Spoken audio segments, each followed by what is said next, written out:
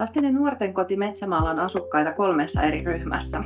Hoito- ja kasvatussuunnitelmalla olevat 13–17-vuotiaat, eli lapset, jotka asuvat lasten ja nuorten kodissa ilman itsenäistymisnäkökulmaa. Hoito- ja kasvatussuunnitelman laatimisessa käytetään pohjana toimintakykymittaria.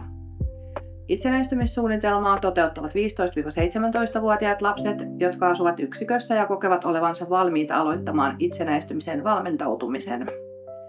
Itsenäistymissuunnitelmassa käytetään pohjana itsenäistymisarviointimallia. Lisäksi ovat jälkihuollossa asuvat 18–22-vuotiaat nuoret, joiden tavoitteet kirjataan jälkihuoltosuunnitelmaan.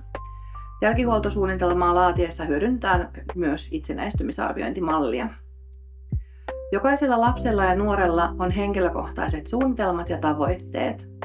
Osa laittaa itse kaikki ruokansa, osa huolehtii esimerkiksi aamu- ja iltapaloistaan, mutta muuten syö yksikön ruokaa.